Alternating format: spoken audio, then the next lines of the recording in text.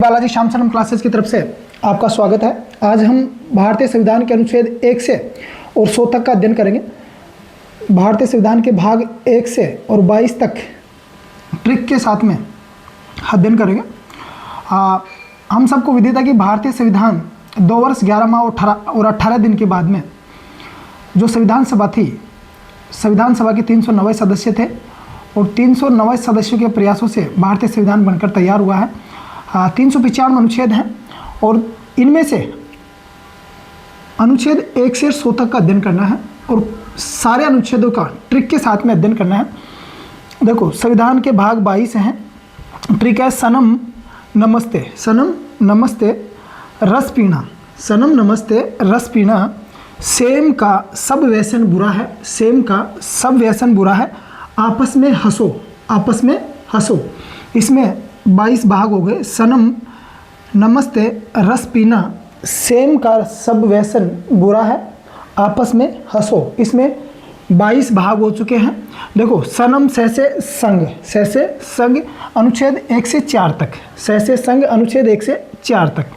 अब अनुच्छेदों की बात करते हैं तो अनुच्छेदों की ट्रिक है संग निर्माण परिवर्तन नहीं, संग निर्माण परिवर्तन नहीं है, संग निर्माण परिवर्तन नहीं है, संग निर्माण परिवर्तन नहीं है। भाग 1 की ट्रिक हो गई, संग निर्माण परिवर्तन नहीं है। अनुच्छेद 1 ये कहता है कि भारत एक राज्यों का संघ है। अनुच्छेद 1 क्या कहता है? भारत एक राज्यों का संघ है जिसमें 28 राज्य है और 8 केंद्र शासित प्रदेश अपने आप समाविष्ट हो गए। उसी के साथ में अनुच्छेद 2 ये कहता है कि जो संसद है वो नए राज्यों का निर्माण कर सकती है, स्थापना कर सकती है, नए राज्यों का निर्माण कर सकती है, स्थापना कर सकती है। उसी के साथ में अनुच्छेद 3 ये कहता है कि जो संसद है वो राज्यों की सीमाओं में परिवर्तन कर सकती है, उसके नाम में परिवर्तन कर सकती है, उसके नाम में परिवर्तन कर सकती है। ये 3 अनुच्छेद हो गए। चौथा अनुच्छेद नहीं का मतलब यह है कि अनुच्छेद 2 व 3 में हुआ संशोधन है। अनुच्छेद 2 व 3 में हुआ संशोधन प्रणाली अनुच्छेद 368 के तहत नहीं माना जाएगा, अनुच्छेद 368 के तहत नहीं माना जाएगा। तो ये हो गया भाग 1 संघ के यानी यूनियन का अध्ययन अनुच्छेद 1 से 4 तक।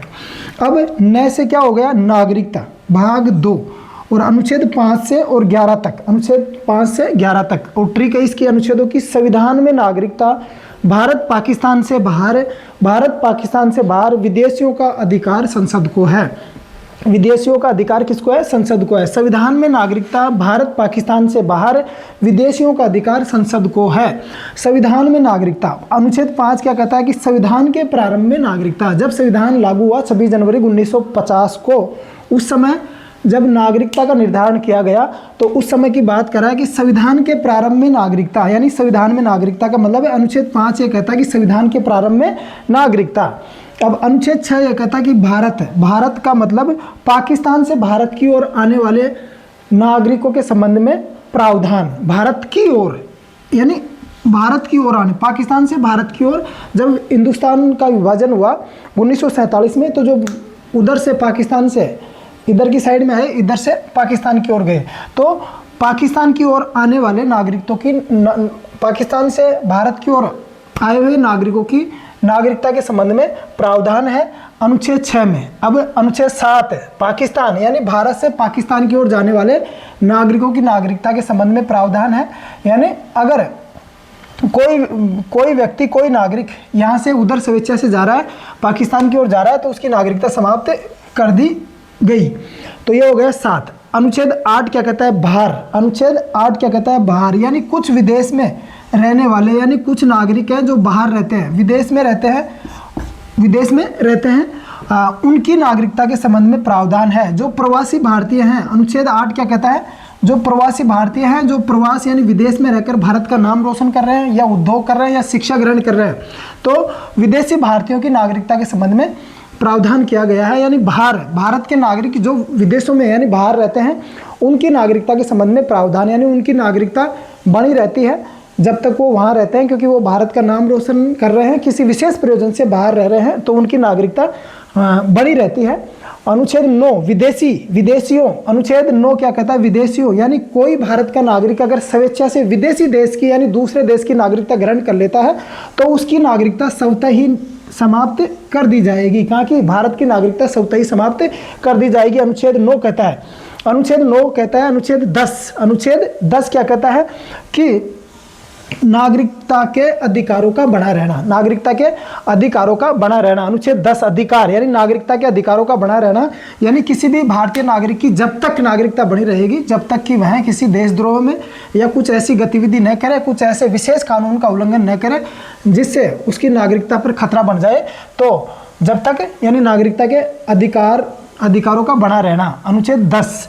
और अनुच्छेद 11 कहता है संसद को चाहिए, यानी संसद है ना, संसद, अनुच्छेद 11 संसद को है यानी संसद यानी नागरिकता के संबंध में संसद कानून बना सकती है, संसद को अधिकार है, अनुच्छेद 11 कहता है। अब अनुच्छेद 12 इधर देखिए, भाग 3 आ गया, मैं से मूल अधिकार, मैं से मूल अधिकार, भाग 3 में मूल अधिकारों का उल्लेख है, अनुच्छेद 12 से 35 तक, अनुच्छेद 12 से 35 तक उल्लेख किया गया है, अनुच्छेद 12 से 35 तक।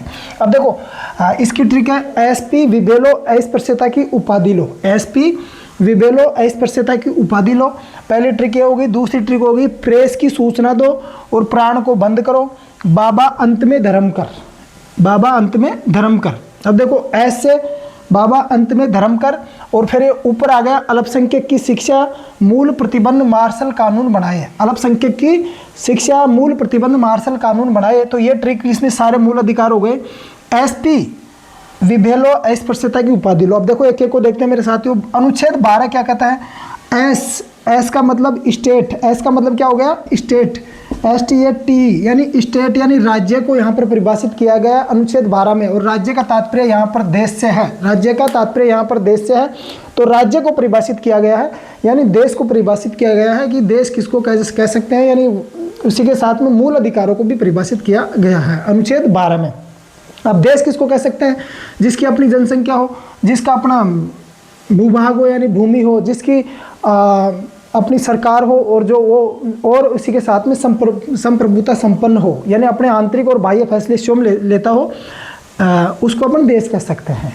उसी के साथ में पी का मतलब पी का मतलब पुनरावलोकन, पी का मतलब क्या हो गया यार, पुनरावलोकन मेरे साथियों। पुनरावलोकन कैसा, पुनरावलोकन ये होता है कि व्यवस्थापिका और कार्यपालिका द्वारा बनाए गए कानून को न्यायपालिका द्वारा जांच करने पर पाया जाए कि यह जो विधेयक है संविधान के विपरीत बनाया जा रहा है। यह विधेयक जब कानून बनेगा तो संविधान के मूल ढांचे में परिवर्तित होगा, या फिर भारतीय नागरिकों के मूल अधिकारों पर विपरीत प्रभाव पड़ेगा, तो उसे कानून बनने से रोक सकती है न्यायपालिका, उसको पुनरावलोकन कहते हैं। अनुच्छेद 14 क्या कहता है, विभेलो वी अनुच्छेद 14 वी का मतलब विधि के समक्ष समानता, विधि का समान संरक्षण, अनुच्छेद 14 कहता है। अनुच्छेद 15 कहता है भेदभाव का निषेध, यानी जाति धर्म लिंग जन्म स्थान आदि के आधार पर भेदभाव का निषेध, लो। अनुच्छेद 16 लो से मतलब लोक नियोजन के विषय में समानता, यानी सरकारी सेवाओं का समान वितरण किया जाएगा। उसी के साथ में अनुच्छेद 17 कहता है स्पृश्यता का अंत, स्पृश्यता का अंत। अनुच्छेद 18 कहता है उपाधियों का अंत, शिक्षा और सेना के अलावा किसी प्रकार की उपाधि नहीं दी जाएगी, अनुच्छेद 18 कहता है। अनुच्छेद 19 कहता है प्रेस की स्वतंत्रता, अनुच्छेद 19 क्या कहता है, प्रेस की स्वतंत्रता, यानी प्रेस की स्वतंत्रता, इसके अंतर्गत 6 स्वतंत्रताएं हैं अनुच्छेद 19 में, कि बोस संघ आया गया और बस सब और बस व्यापार किया, बोलने की स्वतंत्रता है, प्रेस की स्वतंत्रता इसी के तहत है। संगठन और सम्मेलन बनाने की स्वतंत्रता, संगठन बनाने की स्वतंत्रता, सम्मेलन बनाने की स्वतंत्रता, उसी के साथ में देश में घूमने की स्वतंत्रता, आवास की स्वतंत्रता और व्यापार करने की स्वतंत्रता। इस प्रकार से 6 स्वतंत्रताएं हैं अनुच्छेद 19 में टुकड़ों के हिसाब से। उसी के आगे 20 अनुच्छेद 20 क्या कहता है, दोष सिद्धि के संबंध में संरक्षण, अनुच्छेद 20 क्या कहता है, दोष सिद्धि के संबंध में संरक्षण। अनुच्छेद 21 कहता है प्राण एवं जीवन की स्वतंत्रता, अनुच्छेद 21 क्या कहता है, प्राण एवं जीवन की स्वतंत्रता। अनुच्छेद 22 कहता है बंद से मतलब बंदी प्रत्यक्षीकरण के संबंध में स्वतंत्रता, अनुच्छेद 22 कहता है बंदी प्रत्यक्षीकरण के संबंध में स्वतंत्रता। इसके अंतर्गत 5 हथियार होते हैं। आगे आता है बाबा अंत में धर्म कर, अनुच्छेद 23 बाबा अंत में धर्म कर, बा से बलात्श्रम का निषेध, बा से बलात्श्रम का निषेध। अनुच्छेद 23 बलात्श्रम का निषेध। अनुच्छेद 24 बाल श्रम का निषेध, अनुच्छेद 24 क्या हो गया, बाल श्रम का निषेध। अनुच्छेद 25 अंत यानी अंतःकरण की स्वतंत्रता यानी मस्तिष्क की स्वतंत्रता। अपन को किसी भी धर्म को अपना सकते हैं, धर्म के विषय में अंतःकरण की स्वतंत्रता। अनुच्छेद 25 कहता है धर्म के विषय में अंतःकरण की स्वतंत्रता। अनुच्छेद 26 धर्म यानी किसी भी धर्म विशेष का प्रचार और प्रसार करने की स्वतंत्रता अनुच्छेद 26 कहता है। कैसे अनुच्छेद 27 कैसे कर देने में छूट, यानी अगर अपन किसी धार्मिक कार्य में अपना पैसा यानी खून पसीने का पैसा लगा रहे हैं तो उस पर किसी प्रकार का टैक्स नहीं लगेगा, तो कर देने में छूट मिलेगी अनुच्छेद 27 के अनुसार। और अनुच्छेद र का मतलब अनुच्छेद 28 र का मतलब राजकीय विद्यालय में धार्मिक शिक्षा का निषेध किया गया। अनुच्छेद 28 के तहत राजकीय विद्यालयों में धार्मिक शिक्षा का निषेध किया गया है अनुच्छेद 28 के तहत। अनुच्छेद 29 क्या कहता है? अल्पसंख्यक अनुच्छेद 29 से कहता है कि अल्पसंख्यक अपनी भाषा लिपि संस्कृति को बनाए रखने का अधिकार दिया गया है। जो भारत में अल्पसंख्यक हैं, हिंदुओं के अलावा सारे अल्पसंख्यक हैं, ईसाई, जैन, यहूदी, पारसी, जैन, क्रिश्चियन सारे अल्पसंख्यक हैं, इनको अपनी भाषा लिपि और संस्कृति को बनाए रखने का अधिकार अनुच्छेद 29 देता है। अनुच्छेद 30 क्या कहता है? अल्पसंख्यकों को अपनी भाषा लिपि संस्कृति से संबंधित शैक्षिक विद्यालय यानी शैक्षिक संस्थान खोलने की स्वतंत्रता दी गई है अनुच्छेद 30 के तहत। अनुच्छेद जो 31 है, 31 निरस्त कर दिया गया है। अनुच्छेद 31 निरस्त कर दिया गया है। इसका मतलब यह है कि 44वां संविधान संशोधन 1978 के तहत जो अनुच्छेद 31 में संपत्ति का अधिकार था उसे वहाँ से हटाकर अनुच्छेद 300 क में डाल दिया गया है, तो ये अनुच्छेद 31 निरस्त हो गया है। अब अनुच्छेद 32 मूल अधिकार स्वयं का संरक्षण स्वयं करते हैं। अनुच्छेद 32 क्या कहता है? मूल अधिकार स्वयं की रक्षा स्वयं करते हैं, या फिर इसमें सीधे तौर पे ये कह सकते हैं संवैधानिक उपचारों का अधिकार दिया गया है। संवैधानिक उपचारों का अधिकार अनुच्छेद 32 कहता है संवैधानिक उपचारों का अधिकार यानी मूल अधिकार स्वयं की रक्षा स्वयं करते हैं। अनुच्छेद 33 प्रतिबंध। अनुच्छेद 33 में क्या है? प्रतिबंध। अनुच्छेद 33 प्रतिबंध यानी जो संसद है ना, संसद विधि द्वारा सेना के सदस्य जो सैनिक हैं जो सेना के सदस्य हैं उनके मूल अधिकारों पर प्रतिबंध लगा सकती है। विशेष परिस्थिति में मूल अधिकारों पर यानी उन पर प्रतिबंध लगा सकती है। सेना के संसद विधि द्वारा सेना के सदस्यों के मूल अधिकारों पर प्रतिबंध लगा सकती है अनुच्छेद 33 के तहत। अनुच्छेद 34 मार्शल लॉ। अनुच्छेद 34 क्या कहता है? मार्शल अनुच्छेद 34 यह कहता है कि मार्शल लॉ लागू होने पर अगर किसी प्रकार की क्षति होती है तो क्षतिपूर्ति संसद करेगी, अनुच्छेद 34 कहता है। अनुच्छेद 35 क्या कहता है? कि संसद अधिकारों के उन्नयन के लिए क्या बनाए? कानून बनाए। अनुच्छेद 35 कानून यानी अधिकारों के उन्नयन के लिए यानी बढ़ावा के लिए संसद अधिकारों के उन्नयन के लिए क्या बनाए? कानून बनाए संसद। तो अनुच्छेद 35 ये हो गए क्या? मूल अधिकार। भाग 2 हो गया मूल अधिकार। भाग 3 हो गया मूल अधिकार अनुच्छेद 35 तक। अब अनुच्छेद 36 देखते हैं। अब न से क्या है? नीति निर्देशक तत्व। सनम, नमस्ते, रस पीना, सेम का सब व्यसन बुरा है, आपस में हंसो। इसमें 22 क्या हो गए मेरे साथियों? 22 भाग पूरे समाहित हो गए इसमें, 22 भाग। अब न से नीति निर्देशक तत्व, ये कहाँ से लिए गए हैं? ये आयरलैंड से लिए गए हैं। नीति निर्देशक तत्व मेरे साथियों आयरलैंड से लिए गए हैं। और जो ये मूल अधिकार है ये यूनाइटेड स्टेट्स अमेरिका से लिए गए हैं। कहाँ से लिए गए मेरे साथियों? अमेरिका से। और नागरिकता के संबंध में अगर अपन बात करते हैं तो एकल नागरिकता का जो सिद्धांत है वो ब्रिटेन से और दोहरी का अमेरिका से। उसी के साथ में संघ जो संघात्मक शासन व्यवस्था है वो कहाँ से ली गई है मेरे साथियों? कनाडा से ली गई है। कनाडा से ली गई है। और भारत में भारतीय संविधान आंग्ल भाषा में लिखा गया है और भारतीय संविधान में संघ के लिए फेडरल शब्द का प्रयोग न करके यूनियन शब्द का प्रयोग किया गया है। अनुच्छेद संविधान का भाग 4 नीति निर्देशक तत्व है कहाँ से लिए गए? आयरलैंड से। 36 से 51 अनुच्छेद 36 से 51। अब इसकी ट्रिक है एससी नाम का क्या है? एक नागरिक है एससी काणेपन से प्रसन्न ना कर। कोई दूसरा व्यक्ति कह रहा है एससी नामक नागरिक को कि ऐसी काणे पंच से प्रसन्न ना कर शशि का जाप करुण सर करना शांति होगी शांति होगी। ऐसी काणे पंच से प्रसन्न ना कर शशि का जाप करुण सर करना शांति होगी शांति होगी। ऐसी काणे पंच से प्रसन्न ना कर शशि का जाप करुण सर करना शांति होगी शांति होगी। अब एस का मतलब आर्टिकल 36 है।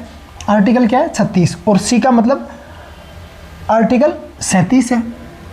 तो एस का मतलब यहाँ पर फिर कहा गया है, फिर कहा गया है कि एस का मतलब यहाँ पर फिर कहा गया है मेरे साथियों कि एस का मतलब स्टेट, STATE। स्टेट का मतलब राज्य है, और राज्य का तात्पर्य यहाँ पर देश से है या राष्ट्र से है, राष्ट्र से है।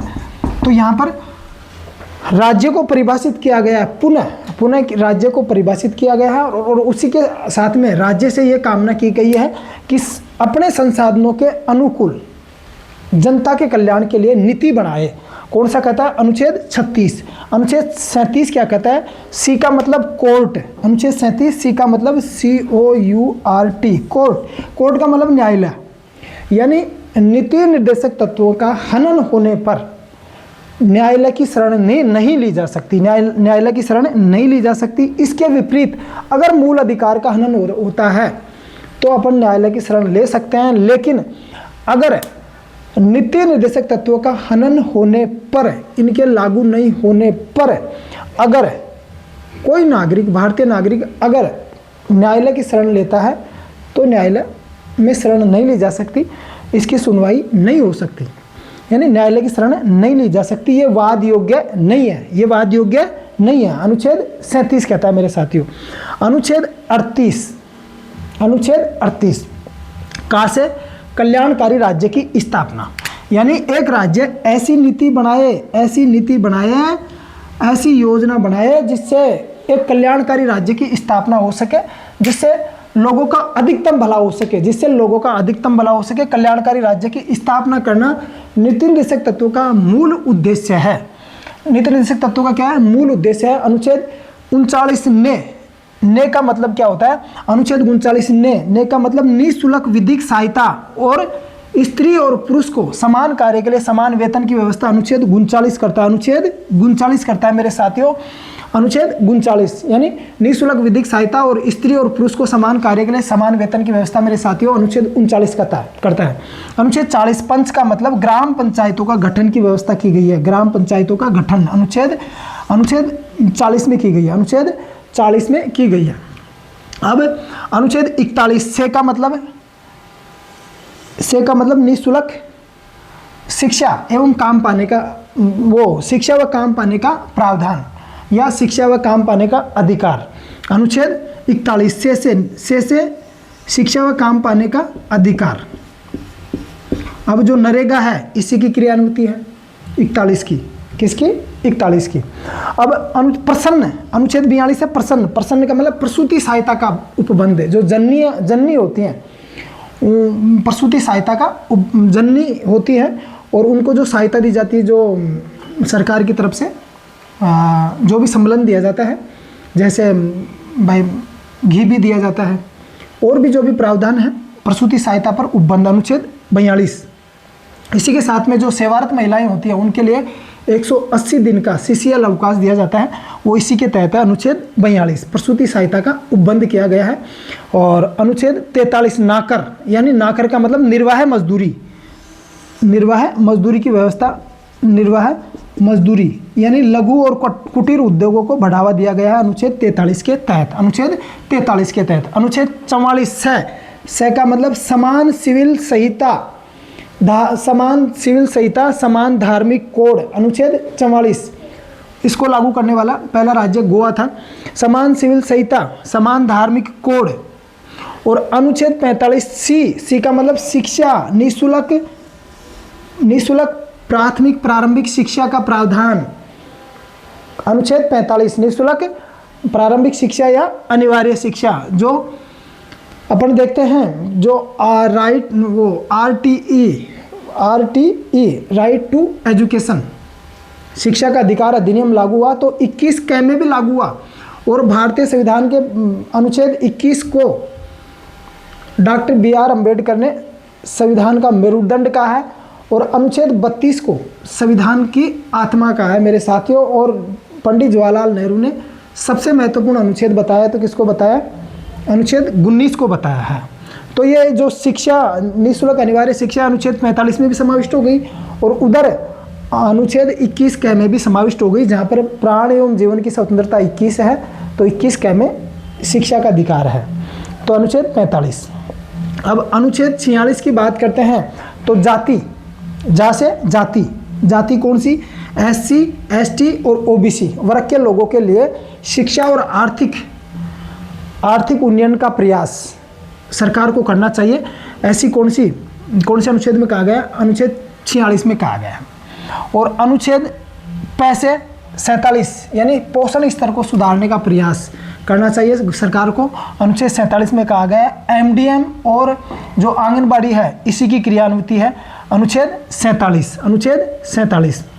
अब अनुच्छेद 48 के तहत देखो मेरे साथियों, एक तो कृषि और एक पर्यावरण, कृषि और पर्यावरण को बढ़ावा, अनुच्छेद 48 के तहत दिया गया है। कृषि और पशुपालन को बढ़ावा यानी उन्नयन और उसी के साथ में पर्यावरण का संरक्षण, अनुच्छेद 48। अब अनुच्छेद 49 की बात करते हैं तो अनुच्छेद 49 में सर का मतलब संरक्षण, सर का मतलब क्या हो गया? सर का मतलब संरक्षण हो गया। और संरक्षण किनका? स्मारकों का जो भारतीय स्थापत्य कला के नमूने हैं, भारतीय स्थापत्य कला के नमूने हैं, हमारे देश की आन बान शान है, तो इनका संरक्षण किया गया अनुच्छेद 49 में। अनुच्छेद 50 में करना, अनुच्छेद 50 में करना यानी कार्यपालिका और न्यायपालिका का पृथक्करण की व्यवस्था करना। अनुच्छेद 50 कहता है कि कार्यपालिका और न्यायपालिका का पृथक्करण किया जाए, अनुच्छेद 50 कहता है। और अनुच्छेद 51 कहता है अंतर्राष्ट्रीय शांति का प्रयास करना, अंतर्राष्ट्रीय शांति का प्रयास करना। भारत जियो और जीने दो की भावना पर काम करता है, भारत की नीति, विदेश नीति भी ऐसी है, तो अंतर्राष्ट्रीय शांति का प्रयास करना, अनुच्छेद 51 कहता है। अब मेरे साथियों अनुच्छेद 51 हो गया, नीति निर्देशक तत्व हो गए। अब जो मूल कर्तव्य हैं, अब यहाँ पर भाग जुड़ गया 4 क, तो मूल कर्तव्य की अपन बात करते हैं। मैं से मूल कर्तव्य अनुच्छेद 4 क में, और इधर किस में है? अनुच्छेद 51 क में है, ये अनुच्छेद 51 क में है।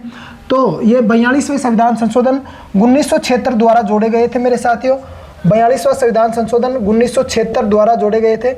और जो 1976 में संशोधन हुआ, 42वां संविधान संशोधन को लघु संविधान कहते हैं। इंदिरा गांधी जी के समय ये संशोधन हुआ। और ये जो मूल कर्तव्य हैं ये रूस से लिए गए थे, तेज बहादुर सप्रू समिति की सिफारिश पर ये जोड़े गए थे मेरे साथियों। और इनकी संख्या वर्तमान में 11 है।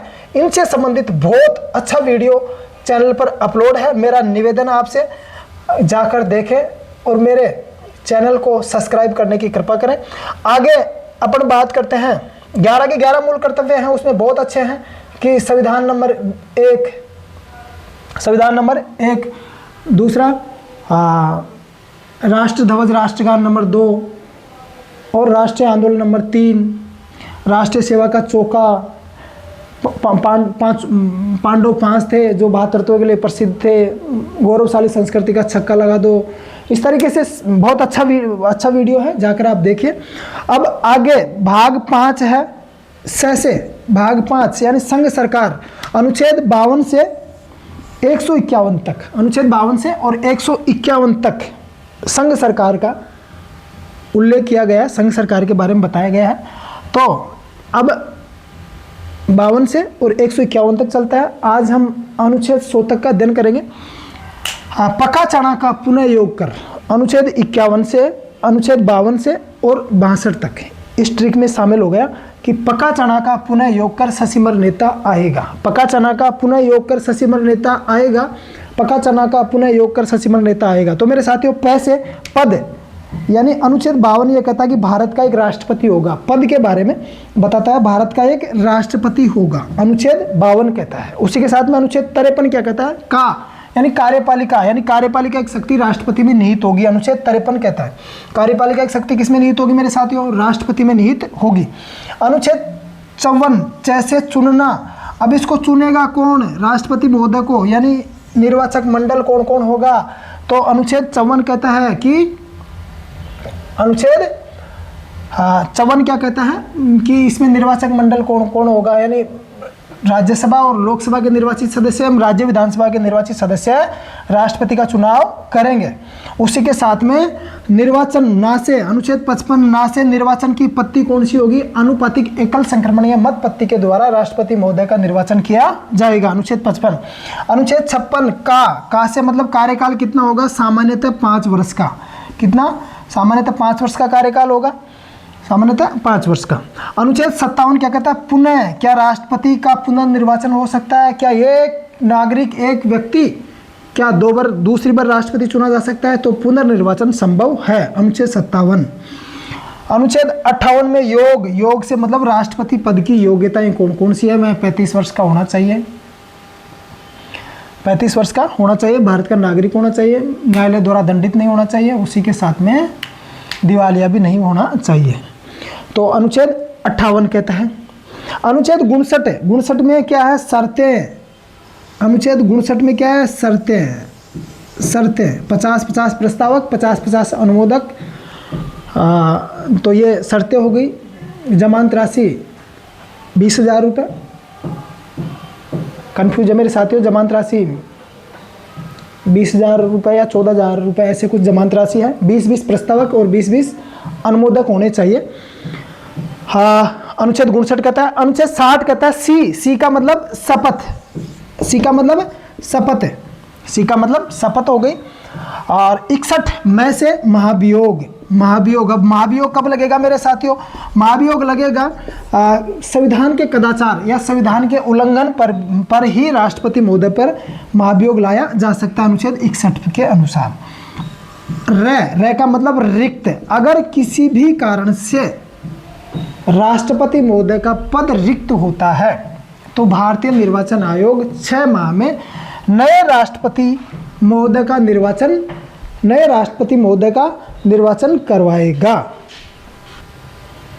साथियों, आगे 62 से 71 तक की ट्रिक है, उसका निकास शनि विवाद है। दूसरी ट्रिक है 72 से 81 तक की ट्रिक, SSM प्रधानमंत्री महान कार्य करते हैं सरला।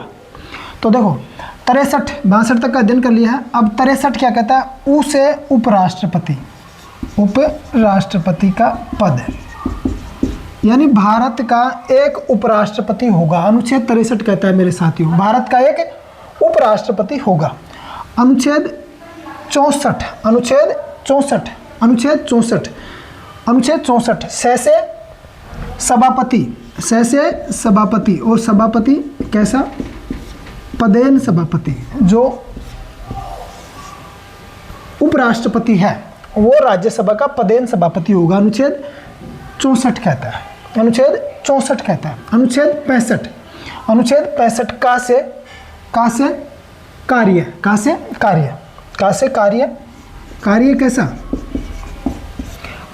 कार्य कैसा? उपराष्ट्रपति के रूप में, राष्ट्रपति के रूप में कार्य करेगा।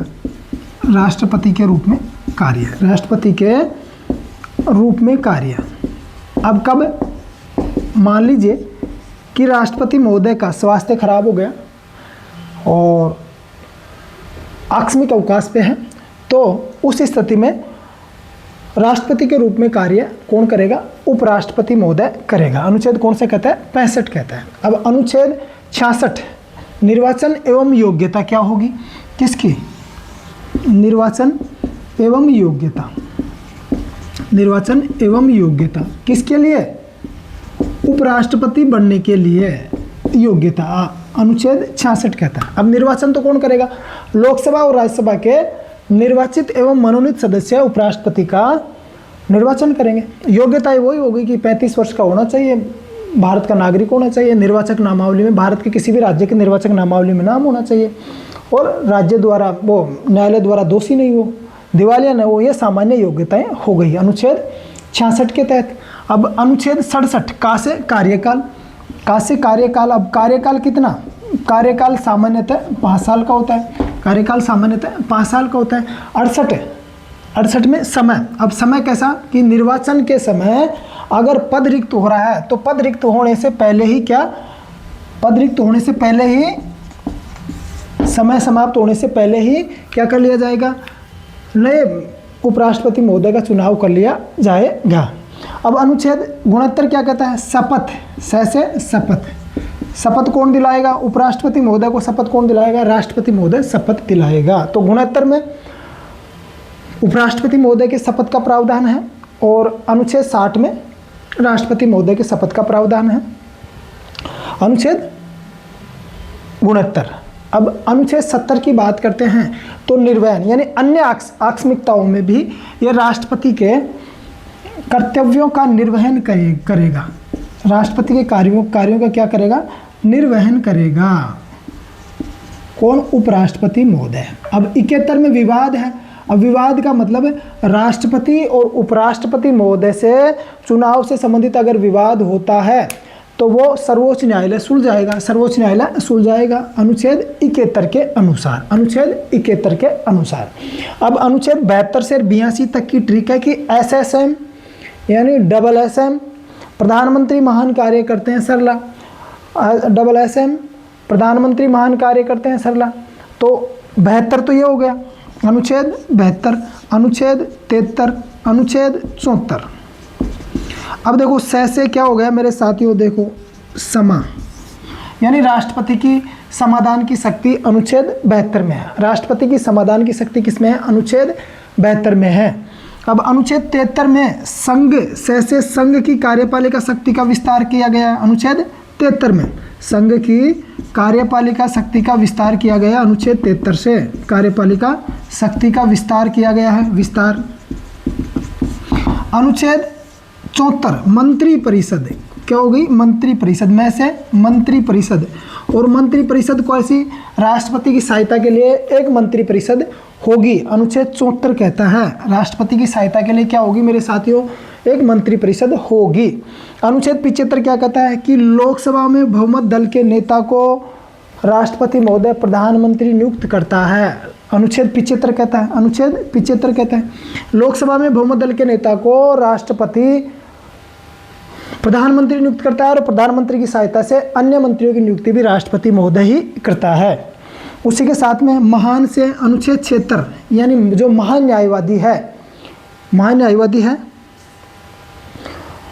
उसकी नियुक्ति की गई है। महान न्यायवादी के पद का प्रावधान किया गया है अनुच्छेद 76 के अनुसार। और महान न्यायवादी संसद की बैठकों में भाग ले सकता है लेकिन इनको मत देने का अधिकार नहीं है। संसद की बैठकों में बोल सकता है लेकिन इनको मत देने का अधिकार नहीं है अनुच्छेद 76 के अनुसार। अनुच्छेद 77 के अनुसार कार्य भारत सरकार के समस्त कार्य, भारत सरकार के समस्त कार्य किसके नाम से होते हैं, समस्त कार्य राष्ट्रपति के नाम से होते हैं। किसके नाम से, राष्ट्रपति महोदय के नाम से संचालित होते हैं। और यानी विदेश नीति राष्ट्रपति महोदय के नाम से संचालित होती है। विदेश नीति भी किसके नाम से संचालित होती है, हाँ राष्ट्रपति महोदय के नाम से संचालित होती है। अनुच्छेद 78 ये तो हो गया 77, और अनुच्छेद 78 का मतलब ये हो गया कार्य किसके, मेरे साथियों कार्य किसके, पीएम साहब के कार्य, प्रधानमंत्री के कार्य। यानी जो राष्ट्रपति महोदय को प्रधानमंत्री महोदय मंत्री परिषद की सूचना देगा, राष्ट्रपति महोदय मांगेगा तो प्रधानमंत्री महोदय का कर्तव्य होता है, हाँ कार्य होता है कि उनको मंत्री परिषद से संबंधित सूचना प्रदान करें। अनुच्छेद 78, अनुच्छेद 78। अब सरला अनुच्छेद 79, और ये हो गया 80 और ये हो गया 81। अनुच्छेद 79 क्या कहता है कि एक संसद होगी, भारत की क्या होगी, संसद होगी, और संसद में कितने सदन, 2 सदन है और 3 अंग होंगे, 3 अंग होंगे। अब 2 सदन तो लोकसभा और राज्यसभा हो गया, लोकसभा और राज्यसभा हो गया मेरे साथियों, राज्यसभा। और 3 अंग कौन से होंगे, इनमें अगर राष्ट्रपति शामिल हो जाएगा तो 3 अंग ये हो गए, लोकसभा, राज्यसभा और राष्ट्रपति। अनुच्छेद 80 में रह से राज्यसभा का गठन किया गया, अनुच्छेद 80 में राज्यसभा का गठन किया गया। अनुच्छेद 81 में लोकसभा का गठन किया गया, अनुच्छेद 81 में लोकसभा का गठन किया गया है। साथियों अनुच्छेद 81 तक हो चुके हैं। अनुच्छेद 82 से 100 तक, अनुच्छेद 82 से 100 तक पुआ योस, देखो पू से पुनर्समायोजन, पुनर्समायोजन,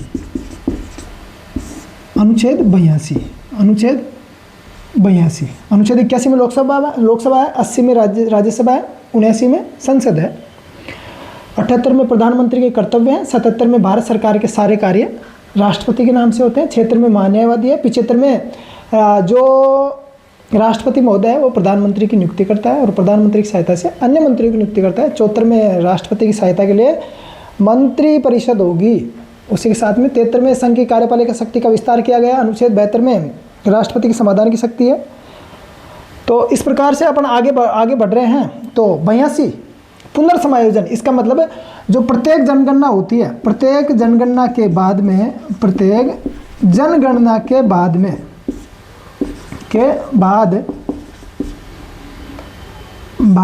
पुनर्समायोजन किया जाएगा, यानी पुनर्समायोजन किया जाएगा। पुनर्समायोजन यानी जो लोकसभा की सीटें हैं और राज्य विधानसभाओं की सीटें हैं, ये बढ़ेंगी, सीटें बढ़ेंगी, इसी के साथ में फिर राज्यसभा की सीटें बढ़ेंगी। तो सीटें में अगर जनसंख्या कम होती है तो सीटें घट भी सकती हैं। तो प्रत्येक जनगणना के बाद में पुनर्समायोजन किया जाएगा, अनुच्छेद 72 कहता है। अब अनुच्छेद अगर 83 की बात करें तो आ से 83 अवधि किसकी साथियों? संसद के सदनों की अवधि। अब एक तो है लोकसभा और एक है राज्यसभा और लोकसभा। अब राज्यसभा की बात करते हैं तो राज्यसभा के सदस्यों का कार्यकाल तो 6 वर्ष का होता है, वैसे स्थायी सदन है। और लोकसभा के सदस्यों का सामान्य कार्यकाल 5 वर्ष का होता है। वैसे जब तक विश्वास प्राप्त है, जब तक संबंधित दल की बहुमत है लोकसभा में, तब तक लोकसभा चलती रहेगी, बल्कि समय से पहले भी भंग हो सकती है, यानी संसद के सदनों की अवधि। अनुच्छेद 83, अनुच्छेद 84 में यो का मतलब योग्यता किसकी? संसद के सदस्यों की योग्यता। अब अगर अपन बात करते हैं लोकसभा की, तो लोकसभा और राज्यसभा की अलग अलग योग्यता होगी, लोकसभा और राज्यसभा। अब लोकसभा की बात करते हैं तो कम से कम 25 वर्ष का होना चाहिए, 25 वर्ष होना चाहिए, 25 वर्षों की लोकसभा की। और भारत का नागरिक होना चाहिए सामान्य तौर से। उसी के हिसाब से राज्यसभा के सदस्यों की उम्र कम से कम कितनी होनी चाहिए? 30 वर्ष। अगर कोई भी सदस्य राज्यसभा का सदस्य चुना जाता है तो उसकी उम्र 30 वर्ष होनी चाहिए। भारत का नागरिक हो, दिवालिया नहीं हो, न्यायालय द्वारा दंडित नहीं किया जाए, भारत के किसी भी राज्य के निर्वाचक नामावली में उसका नाम होना चाहिए। तो ये राज्यसभा के यानी संसद के सदस्यों की योग्यता है। अनुच्छेद 84 की बात हो गई। अब अनुच्छेद 85 की अनुच्छेद 85 की बात है तो से सत्र। अब सत्र कैसा? सत्र कौन बुलाएगा? राष्ट्रपति महोदय। कौन बुलाएगा? संसद का सत्र राष्ट्रपति महोदय बुलाएगा। सत्र बुलाएगा तो सत्राहूत यानी कौन करेगा? राष्ट्रपति महोदय। अवसान कौन करेगा? सत्रावसान कौन करेगा? सत्रावसान कौन करेगा? राष्ट्रपति महोदय। लेकिन भंग कौन करेगा? संसद का सत्र, लोकसभा अध्यक्ष। अब मेरे साथियों, ये जो संसद का सत्र होता है वो 3 प्रकार का होता है। तो ये अधिकार किसको है? राष्ट्रपति महोदय का है। अनुच्छेद 86 की अपन बात करते हैं तो अभिभाषण, जो राष्ट्रपति महोदय है, इनकी ट्रिक देखेंगे बाद में देखेंगे मेरे साथियों, पहले अनुच्छेद देख लेते हैं। अनुच्छेद 86 क्या कहता है? अभिभाषण, यानी संसद की बैठक में राष्ट्रपति महोदय अभिभाषण दे सकता है, अनुच्छेद 86 कहता है। लेकिन अनुच्छेद 87 यह कहता है कि विशेष अभिभाषण। अनुच्छेद 87 क्या कहता है? विशेष अभिभाषण। विशेष अभिभाषण कौन सा है? इसका मतलब ये होता है कि जब नई लोकसभा के चुनाव होते हैं, नई लोकसभा के चुनाव होते हैं, संबंधित दल की सरकार बनती है, संबंधित दल का मंत्री परिषद बनता है, तो मंत्री परिषद द्वारा तैयार किए गए भाषण को जब राष्ट्रपति महोदय पढ़ता है पहली बार, तो उसे विशेष अभिभाषण कहते हैं। यानी संसद की संयुक्त बैठक में राष्ट्रपति महोदय विशेष अभिभाषण देता है। जब लोकसभा की मंत्रिपरिषद की प्रथम बैठक होती है, नई लोकसभा की मंत्रिपरिषद की प्रथम बैठक होती है, तो मंत्रिपरिषद द्वारा तैयार किए गए भाषण को राष्ट्रपति महोदय पढ़ता है। अब अनुच्छेद 88 की बात करते हैं, तो 88 में जो संसद की जो बैठक होती है, संसद की जो बैठकें होती है, उसमें महान्यायवादी भाग ले सकता है। संसद की बैठकों में महान्यायवादी को भाग लेने का अधिकार है। संसद की बैठक होती है तो जो महान्यायवादी है, अटॉर्नी जनरल महान्यायवादी, ये भाग ले सकता है, आराम से बोल सकता है, अपनी बात रख सकता है। लेकिन मेरे साथियों, इनको मत देने का अधिकार नहीं है। मत देने का अधिकार नहीं है। 88 मत देने का अधिकार नहीं है किसको? अटॉर्नी जनरल को। अब 89 से 92 में राज्यसभा का सभापति, उसी के साथ में उपसभापति से संबंधित प्रावधान है। 89 से और 92 तक जो राज्यसभा का सभापति कौन होता है? सभापति और उपसभापति। उपसभापति, सभापति तो उपराष्ट्रपति महोदय होता है, और उपसभापति राज्यसभा के किसी एक सदस्य को बढ़ाया जाता है। तो इनसे संबंधित प्रावधान है अनुच्छेद 89 से 92 के बीच में। उसी के साथ में 93 से 96 के बीच में अनुच्छेद डायरेक्ट 93 से 96 के बीच में जो लोकसभा है, लोकसभा अध्यक्ष और लोकसभा उपाध्यक्ष से संबंधित प्रावधान किया गया अनुच्छेद 93 से 96 के बीच में। उसी के साथ में अनुच्छेद 97 से 98 के बीच में सभापति, उपसभापति, लोकसभा अध्यक्ष और उपाध्यक्ष से संबंधित प्रावधान। उसी के साथ में 97 से 98 की बात हो रही है मेरे साथियों, यानी सभापति, उपसभापति किसका? राज्यसभा का। उसी के साथ में लोकसभा अध्यक्ष और उपाध्यक्ष से संबंधित प्रावधान और संसद के सचिवालय का उल्लेख किया गया अनुच्छेद 97 से 98 के बीच में। अनुच्छेद 99 में संसद सदस्यों की शपथ की व्यवस्था की गई है। 99 में जो संसद के जो सदस्य हैं, संसद सदस्यों की शपथ का प्रावधान किया गया। संसद सदस्यों की शपथ का प्रावधान है मेरे साथियों, शपथ। अनुच्छेद 100 में गणपूर्ति है, संसद सदस्यों की गणपूर्ति, कोरम, अनुच्छेद 100 में। तो ये हुए मेरे साथियों अनुच्छेद 1 से 100 तक। मेरा आपसे निवेदन है, चैनल को लाइक, शेयर और सब्सक्राइब करें। जय जय सिया राम, जय जय राधे राधे।